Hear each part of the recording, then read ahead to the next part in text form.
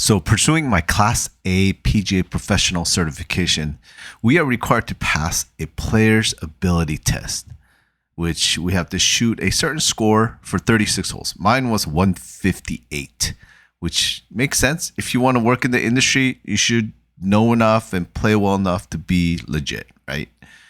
And I shared on a few of my podcasts my own journey of passing the test, which has been a gruesome but amazing learning experience. For most of us who have to take the test more than once, we start recognizing each other at the next testing golf course, right? We get to commiserate together and develop a close bond. It's sort of like being in the trenches together, trying to survive. But after a while, we tell others that instead of playing on the PGA Tour, we play on the PAT Tour, the Players Ability Test Tour. That's funny, right? No? Well, during this one-day 36-hole qualifying, you get to experience a lot of drama. We all start out with jittery nerves. I mean, we've been practicing and anticipating this day, and when it finally gets here, we're all full of this nervous energy. You can sense it while quietly warming up on the driving range and hitting some chip shots and putts on the practice green for feel. No one is talking. No one is smiling. Everyone is just serious and tired because it's early and anticipating having their best round and passing this thing, right? And trust me, with this type of energy, anything can happen, and it does. Ask me how many tap-in putts I miss. There are 3 that I can remember, and I don't mean like 2-footers. I mean like a tap-in 2-inch putt that I lean over to tap in and miss. I remember one of the players I was playing with looked over at me and said, "Please don't do that again." I think that me doing that made him even more freaked out. But I'm like, dude, you're freaked out? How do you think I feel? Anyways, I can't forget this one hole. Watching one of the guys that I was playing with, let's call him Jim.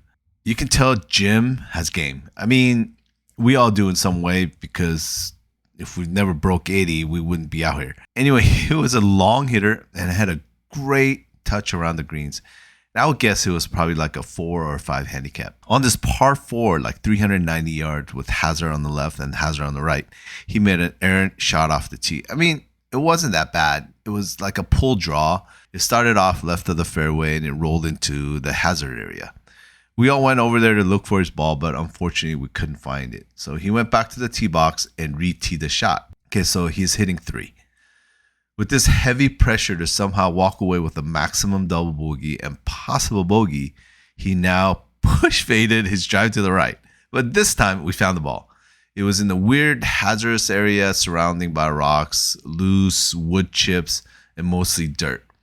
But his lie wasn't horrible, and he had a clear swing with no obstructions on his backswing. But honestly, it wasn't an ideal lie or a shot to go for the green, which was about 160 out at this point. I knew what he was thinking, though. He's thinking, dude, I need a miracle, and I need to get this shot on the green. So I watched him. He took a deep breath. With all his focus and might, he made a perfect swing. But with the not so ideal lie off the dirt, it kind of stayed low and went off to the right of the fairway in the dirt again. And this is where he came unglued. He hit that shot and it went like 3 feet in front of him. He hit it again, another 10 feet. He hit it again and he bladed over the green. And to top it off, when he finally made it on the green, he 3-putted. He got 11 on the hole, 7 over par. The hope in his eyes to pass this thing dissipated quickly. He leaned forward, bent down, put his hand on his knees, his head completely down. He stayed in that position for a long time. He knew it was over. He can't recover at 11 on a hole. We didn't have that many holes left. And if we did have enough holes left, it probably didn't matter. His spirit was broken. He was broken. You know what? We were all broken.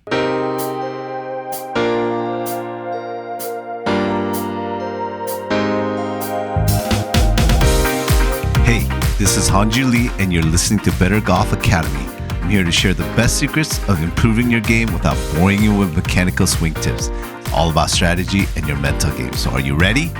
All right, let's go.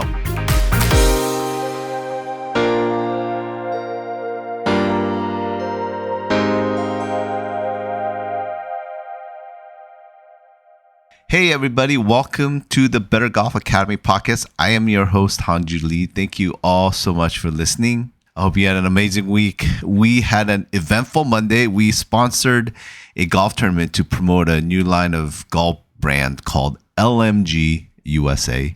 LMG stands for Liquid Metals Group, and we think it's this material that will revolutionize the golf industry in the years to come. The first set of these crazy, amazing irons will be available soon for purchase. It's made of Damascus steel face with honeycomb structured liquid metal back.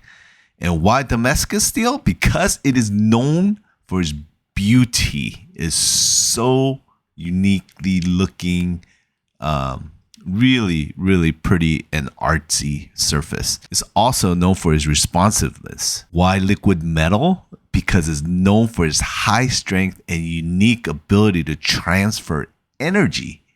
Why use honeycomb structure? Because it evenly distributes the impact forces, enhancing forgiveness on and off the center hits. So combine the three, you get this enormous amount of power and forgiveness. In fact, I was like hitting it like almost 2 clubs longer. There's nothing like it. Dude. Anyways, check it out at liquidmetals with an S group.com. We placed, our team placed third, shooting 11 under par as a team. We're doing so well, and we cooled down at the final 3 holes, missing like 10, 15 foot putts for birdie, ending in par. That was so disappointing. It was a scramble. All we needed to do was just make 2 of those out of 3. We lipped in a couple of them. We could have won it all. Oh well, we had a blast though. Anyway, back to the story of the blow-up hole that just continues to keep us from making an impactful and significant reduction in our scores. And it keeps us from having our personal best rounds that keeps us coming back for more. How many have you had this conversation after a round? Bro, if it wasn't for the 2 blow-up holes, my score would have been so solid. Or, oh dang, these 2 triples really spiraled me to not even trying anymore. Or how about this quote? The difference between a 15 handicapper and a 5 handicapper isn't that the 5 handicapper hits 10 more better shots per round. It's just that the 5 handicapper avoids the 10 disastrous shots that the 15 handicapper hits. Doesn't this really reframe how we think about our improvement? But I would venture to say the quote is not 100% accurate. I think the more accurate difference between a 15 handicapper and a 5 handicapper is just a 2 to 3 blow-up holes that just happens in a round. A 5 handicapper player learns to minimize it, but the 15 handicapper just can't help themselves. Did you notice I didn't say voids? The 5 handicapper player simply learns to minimize the blow-up. He doesn't avoid the blow-up. Let me share with you how, and I call these 3 rules of damage control. And I promise you, if you integrate these into your game, you can see your handicap drop faster than you could imagine. All right, rule number 1. Rule number 1 of avoiding blow-up holes is this: embrace the boring play. Stay in position. All right, first and the most important rule for avoiding disaster hole is embracing what I call the boring play. It's really tempting to try and muscle your way out of trouble with a big heroic swing, but that's often a recipe for disaster. Let me ask you something. Have you ever watched a professional golf on TV and thought, wow, that shot wasn't very exciting? That's often intentional. But yeah, we watched it at the 2025 Masters Tournament. Rory McIlroy's famous draw was a 7-iron shot from 208 yards on the par 5 15th hole. This shot drew perfectly around the pine trees and settled 6 feet from the pin, setting up an eagle. He was coming off a bogey on the previous hole.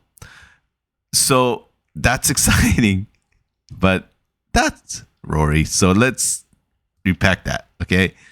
He needs to win this tournament desperately. He doesn't have a direct shot at the green from where he is. There's water, there's tree in the way, and he pulls out a 210-yard club and just smashes it around the tree, over the water, and 6 feet from the hole for an eagle. That was nothing but boring. But I'm telling you this, unless you're Rory McIlroy playing in the Masters, it's probably not a good strategy for you or for me, okay? I remember watching Justin Rose in the tournament a few years back. He hit his drive into the tree, and rather than trying some heroic escape through the tiny gap, he simply punched the ball back into the fairway about 100 yards from the green. And the commentator said something like this, well, that's not going to make it to the highlight reel. And he was right. I never saw it. And you won't find that video anywhere. But here's the thing. Rose went on to save bogey on that hole and eventually won the tournament by 2 strokes. The greatest players in the world understand that position is everything in golf. Being in the right position for your next shot is far more important than how far you hit the ball. This is where legendary golf course architect Robert Trent Jones Sr. meant when he said, golf is a game of position and decision, not just distance and precision. Dude, he even made that rhyme. A true legend, true legendary architect. When he quotes, you make it rhyme. But this is truly what inspired me to make this podcast, because I was playing a local course about 2 weeks ago. It's a par 4, dogleg right, on the 16th hole with a line of trees on the right. And guess what? I faded the ball into the tree line right next to the bathroom. I shot 6 over in the front, and I was only 1 over in the back. And I wanted to finish 7 over to stay in the 70s. So I must par this hole. That was my goal. So what's the strategy? I had this small opening between 2 trees towards the flag. I could hit it low and let it roll up onto the green. But bro, it was small. Maybe like a 6-foot opening between the trees. And I really didn't feel all that comfortable. I know I could do it, but I also know that if I hit a tree, there's no guarantee that I would have a clear shot from there. And I'll lose a couple of strokes to double bogey or even worse. So I decided to punch it out sideways. I didn't get any additional yards. I just got it back into play.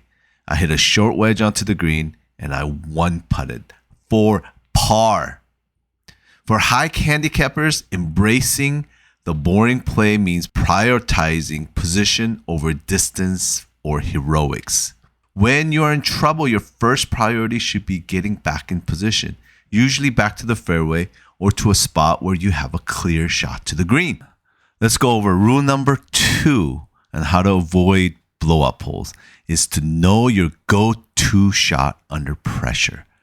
So my second rule for avoiding disaster holes is to know your go-to shot under pressure. This is a shot that you can rely on when the pressure is on, when you absolutely need to keep the ball in play. Have you ever had that scenario before? In your head, you know that you absolutely need the shot to do a certain thing. This shot has to absolutely get over the lip of the bunker, or this shot has to absolutely get on the green. This shot has to absolutely not go right where there's OB. One of the keys to avoiding a triple bogey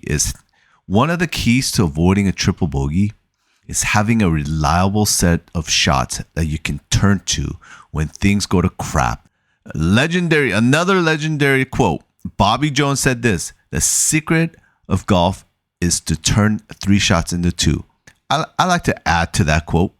The secret to avoiding blow-up holes is turning 1 bad shot into just 1 bad shot, not 3. Did you hear that? That was my mic drop, bro. Okay, here's what I mean. We all hit bad shots as part of the game. Let's repeat that, because some of you don't want to accept this and it makes you crazy that you actually hit a bad shot. But we all hit bad shot during a round. During one round, we all hit bad shots, more than one. That's part of the game.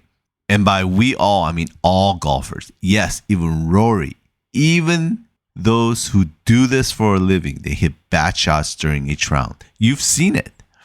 But the real damage happens when one bad shot leads to another, which leads to another, and which leads to another. And suddenly your scorecard shows a double, triple, quadruple bogey. To break this cycle, you need a go-to shot you can trust when feeling the pressure after a mistake. For most amateurs, this should be a shot that prioritizes getting the ball in play over distance. After a bad drive, what do we immediately think in our heads? I need to make up for my mistake. That's a fundamental problem.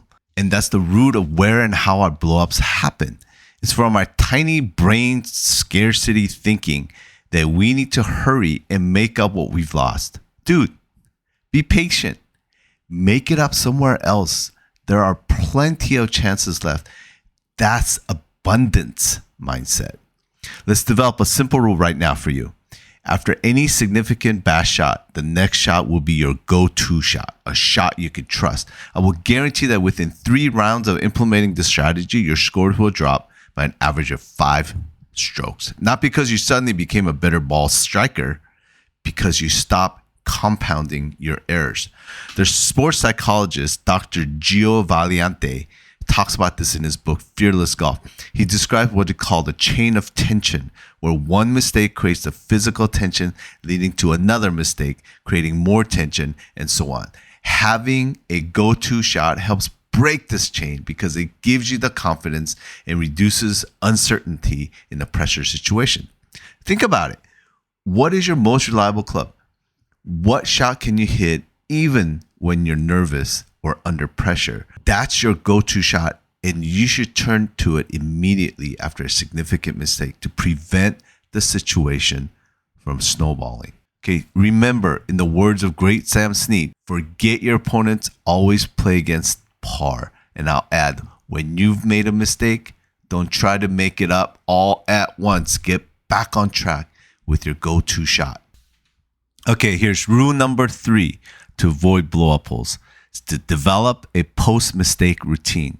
The third rule for avoiding disaster holes is to develop a specific post-mistake routine. This is the most powerful of the 3 rules because it addresses the mental and emotional aspect of the game that often leads to those blow-up holes. And trust me, after disastrous hole, most players will categorize the problem as a mental error. When you find yourself in trouble, it's easy to let panic set in and start making rash decisions. That's a guaranteed way to compound your problems. We all have pre-shot routines, right? But how many of us have a deliberate routine for what we do after a bad shot? And that's when we need the routine the most, right? In golf, how you respond to a bad shot often determines whether it becomes just a small hiccup in your round or beginning of a disaster hole. Here's my post bad round routine. After you hit a bad shot, take a deep breath and say to myself, this is what I say, bro, that's golf. What's next? Then I shift my focus entirely to the next shot, using what psychologists call process goals rather than outcome goals. Instead of thinking, I need to make par from here, which is an outcome goal, I think about the process.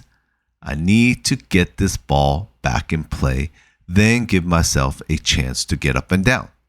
And finally, I visualize a successful next shot before walking to my ball. This routine does several crucial things. It gives me permission to feel frustrated briefly because suppressing emotion isn't effective, right? But it puts a strict time limit on that frustration. It shifts my perspective from what just happened to what needs to happen next. And it focuses my mind on the process rather than the outcome. You remember Zen Golf? Joseph Parent, he talks about this mental shift as a moving from a red light of the past to the green light of the present. He notes that the top players aren't necessarily less frustrated by bad shots, but they've mastered the art of leaving that frustration behind more quickly. The fascinating thing is that the research in sports psychology backs this up. A study published in the Journal of Applied Sports Psychology found that the athletes who had specific routine for responding to mistakes performed significantly better under pressure than those who don't. Remember my story I told you at the beginning about an easy punch out that still got me the par? I have to admit that after my tee shot went into the trees and I didn't want to make a bogey, I was so determined to save this hole. I was so tempted to hit a miracle shot between the two trees. Looking back, it could have worked, but also it could have led to my double or triple and completely ruined the round. And I completely avoided it and felt very much in control. All right, let's put it all together. Break down what I call the anatomy of a triple bogey to better understand how to prevent it. Okay, number one, you hit a tee shot. Errant tee shot. This is where it all starts. Maybe you pull the out your driver, feeling like you're about to unleash a 300-yard monster, only to slice it into the next fairway. Number two, approach shot. You're already in trouble, but surely you can save it with a perfect place approach shot, right? Wrong. Instead, you chunked it, bladed it, or sent it screaming over the green, whatever you did. Number three, the recovery shot. This is your last chance to salvage the hole, but instead you end up in another tough spot, leaving you with a difficult chip or pitch. And number four, putting woes. By this point, your nerves are shot, your temper is flaring, and you three-putt your way to that dreaded triple bogey. Now, let's put all three rules together into an actionable strategy to avoid this nightmare scenario. When you hit a shot and find yourself in trouble, your first instinct should be to embrace the boring play. Get back in position, even if it means sacrificing distance or taking your medicine with a higher score than you hope for. If you're feeling pressure or uncertainty, immediately switch to your go-to shot. That reliable swing and a club combination that you can execute even when you're not at your best. And through the process, follow your post-mistake routine to ensure that one best shot doesn't lead to another. The beauty of these three rules, it works together as a system. Your post-mistake routine leads you embracing the boring play, which often involves using your go-to shot, which in turn reduces the pressure on your next shot, making your post-mistake routine even more effective. Now think about it. think if you could eliminate just one triple bogey per round, replacing with a bogey, that's 2-stroke improvement right there. Do that consistently, and you've lowered your handicap by 2 shots without changing your swing at all. All right, we gotta conclude. So there you have it, my 3 rules for avoiding disastrous hole. Number 1, embrace the boring play. Stay in position. Number 2, know your go-to shot under pressure. Number 3, develop a post-mistake routine. We all have those moments where we convince ourselves that we can pull off the impossible shot, only to end up making a complete mess of things. Instead of setting yourself up for failure, let's manage our expectation and be realistic about what we can and cannot do. Resist the urge to try and hero your way out of trouble. I genuinely believe that if a high handicapper would implement these 3 strategies, they would drop 3, 5, 6, 7, 8 strokes from their handicap within a month without changing their swing at all. Because remember, the difference between good players and the great player isn't always about how many shots they hit. It's about how well they manage their bad shots. Boom. So next time you find yourself in trouble on the course, remember these 3 rules, okay? I'm going to say it again. Embrace the boring play. Stick with your go-to shots. Follow your post-mistake routine. Your scorecard and your enjoyment of the game will thank you. I will thank you. Okay, I'm not just going to leave you there. I created a drill that you can work on the driving range and also on the course. I have 6 drills, 3 on the driving range, 3 on the golf course. Download this worksheet for free by going to bettergolfacademy.com/blow-up. All one word. Download it, do it, learn it, live it. And you know what? Thanks so much for being here with me today. I learned a bunch, and I hope you did too. And if you did, could you do me a big favor? Could you please share this episode with a golfer friend who struggles with these blow-up holes? You know who they are.